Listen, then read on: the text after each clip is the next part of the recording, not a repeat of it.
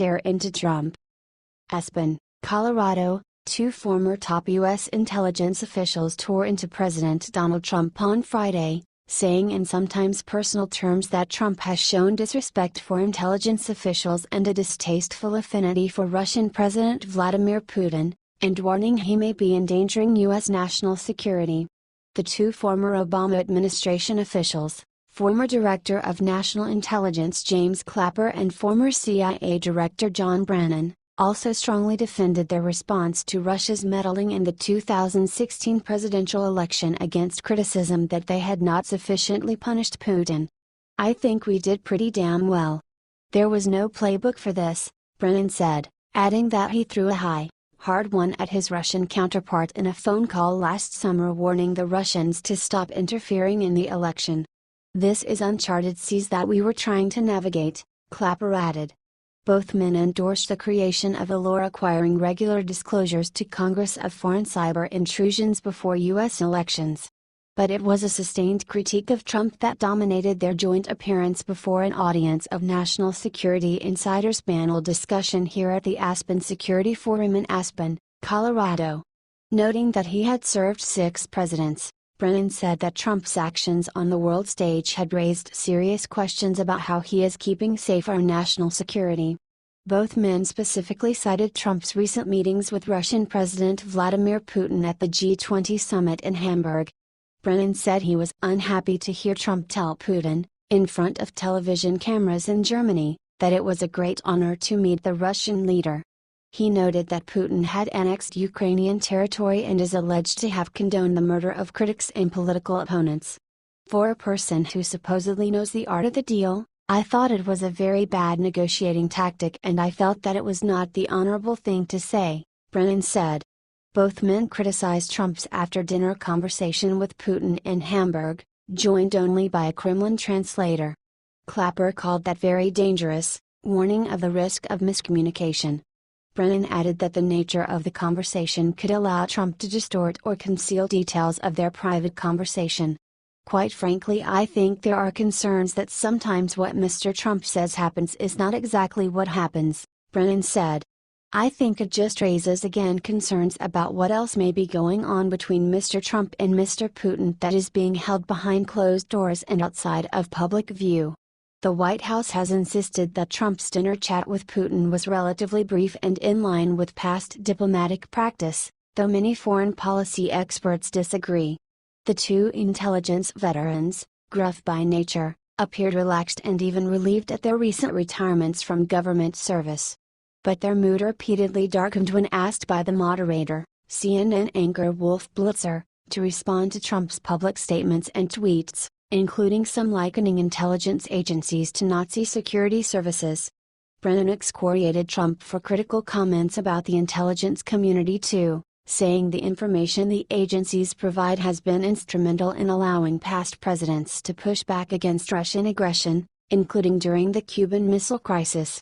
"These types of comments are just disgraceful, never should have happened, and the person who said that should be ashamed of themselves," Brennan said, to sustained applause. Both men questioned the motives and risky and profoundly baffling decision by Donald Trump Jr. and top campaign aides Paul Manafort and Jared Kushner to meet with a Russian lawyer and others dangling damaging information about his opponent, Hillary Clinton, during the election.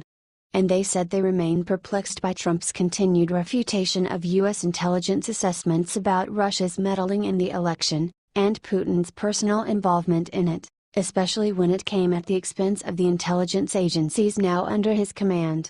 After seeing Trump invoke Nazi Germany in a January tweet critical of U.S. intelligence agencies, which he accused of leaking fake news about his connections to Russia, Clapper said he called Trump to complain.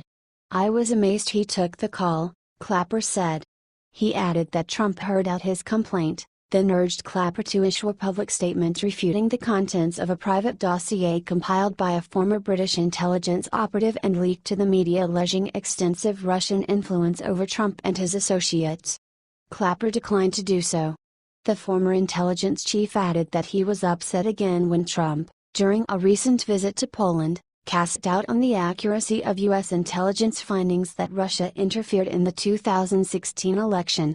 I was particularly distressed by, when in a foreign country, Poland, he's disparaging his own intelligence community, which, to me, put him at a great disadvantage in the run-up to the meeting with President Putin, Clapper said. Brennan noted that intelligence agencies have been instrumental in allowing past presidents to push back against Russian aggression, including during the Cuban Missile Crisis. So these types of comments are just disgraceful, never should have happened, and the person who said that should be ashamed of themselves, Brennan said, to sustained applause. Both men have been critical of Trump before, but not in such an unvarnished fashion. In some respects, Brennan said, we're a nation in crisis right now. At one point, the sustained nature of their criticism prompted Clapper to pause for some comic relief. By the way, he said, if John and I are being too subtle here, let us.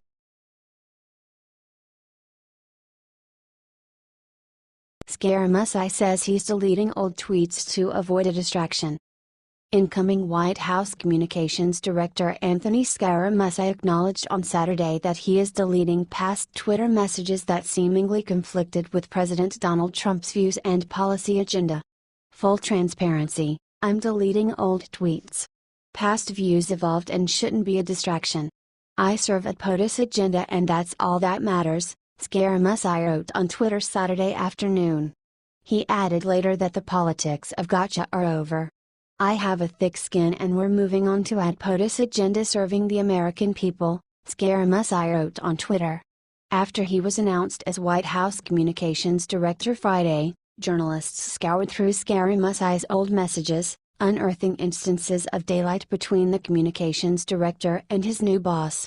According to the Daily Beast, Scaramucci had tweeted that he hoped Hillary Clinton, Trump's general presidential election foe and frequent target of his criticism, would run for president in 2016.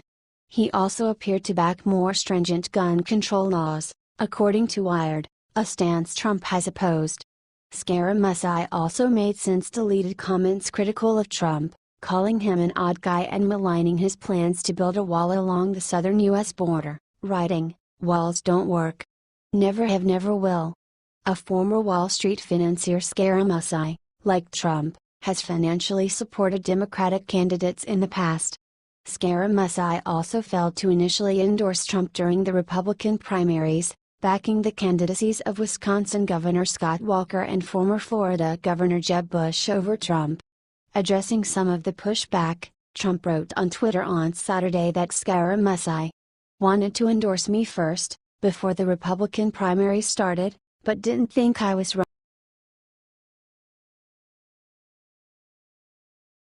Scaramucci praises Breitbart in first interview since communications appointment. Newly named White House Communications Director Anthony Scaramucci on Saturday praised conservative news site Breitbart News and its political editor Matt Boyle during his first interview since being tapped to join the Trump administration. "One of the things Breitbart has done is you've captured the spirit of what's actually going on in the country," Scaramucci told Boyle during an interview on Breitbart News Saturday on SiriusXM. Scaramucci further joked with Boyle that he was surprised the editor had not sent in his resume for West Wing consideration yet. Scaramucci said he is aiming to get Trump's unfiltered message through to his supporters via the president's Twitter feed, bypassing mainstream outlets that Trump often calls fake news while hoping to de-escalate what Scaramucci sees as unfairness and bias in the media. "We have enough outlets, whether it's Breitbart, the president's social media feed, all of the different apparatus that we have where people will also us to deliver our message to the American people unfiltered," Scaramucci said. "We're having a rough time with the mainstream media, but last time I checked during the campaign we were having a rough time with the mainstream media and the people see through it." Trump has boasted that his 140-character missives allow him to eschew more traditional forums like White House press conferences for getting his message out. But some Republicans in Congress have become increasingly agitated with those statements, especially when they veer far from the Hill's efforts to pass GOP and Trump legislative initiatives. Founded by the late Andrew Breitbart, the conservative news site garnered a reputation for boosting the alt-right movement under the leadership of former leader Steve Bannon, who left Breitbart to join Donald Trump's presidential campaign and now serves as Trump's chief strategist.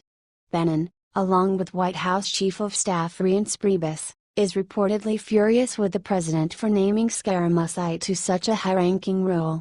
Sean Spicer resigned as White House press secretary when it was announced that Scaramucci, a Wall Street financier, would be joining the administration. President Trump was reportedly sold on Scaramucci for The New Yorker's repeated cable TV appearances where he defended the president and his policies. The president, who just this morning re-upped his disdain for fake news, is particularly pleased with Scaramucci's ability to extract a correction from CNN for a since retracted story about the financier and alleged Russian connections. 3 CNN staffers resigned following the publication and subsequent retraction of the story.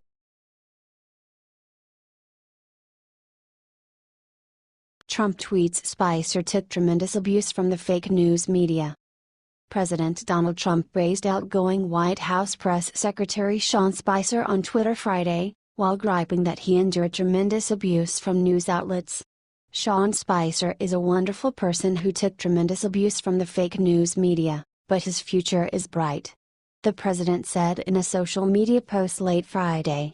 The message came just 2 hours following the White House's official announcement that the president had accepted Spicer's resignation, a move that caused a big shakeup for the White House press team.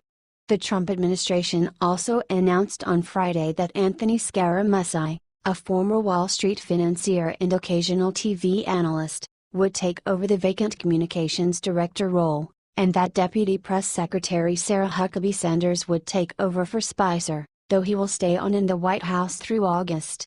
In multiple White House statements Friday, Trump praised Spicer's great television ratings, despite Spicer not delivering an on-camera briefing since June 20.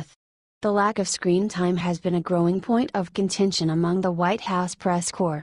Spicer's press briefings, which were frequently carried live by broadcasters, were marked by repeated heated exchanges with reporters. They also gained increasing cultural prominence, with parodies filling the airwaves of late-night TV.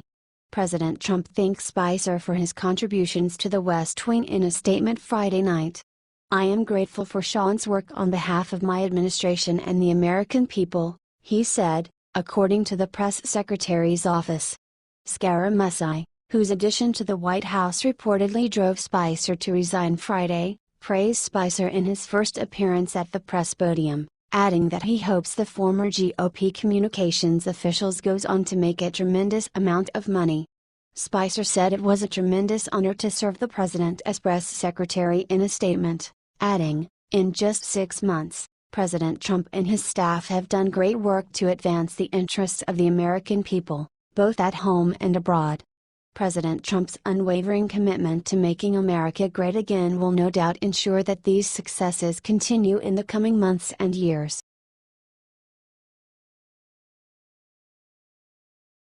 Justice spokeswoman questions report of Sessions' exchange with Russian officials. A Justice Department spokeswoman on Friday questioned the credibility of the report that Attorney General Jeff Sessions discussed campaign-related topics with Russian Ambassador Sergei Kislyak. The Washington Post, citing anonymous sources, reported on Friday that Kislyak had told his supervisors in Russian that he and Sessions had talked about campaign-related topics important to the Kremlin during the 2016 presidential race. The alleged exchange would appear contradict sworn testimony by Sessions. "Obviously, I can't comment on the reliability of what anonymous sources describe in a wholly uncorroborated intelligence intercept that the Washington Post has not seen and that has not been provided to me," Justice Department spokeswoman Sarah Isker Flores said. Isker Flores added that Sessions stood by testimony before the Senate Intelligence Committee last month when he stated he never met with or had any conversations with any Russians or any foreign officials concerning any type of interference with any campaign or election. Sessions seemingly wavered on the same when speaking to reporters back in March. "I don't recall, but most of these ambassadors are pretty gossipy and they like to. This was in campaign season, but I don't recall any specific political discussions," he said. Another Trump administration official, Director of National Intelligence Dan Coats, also appeared to question the story.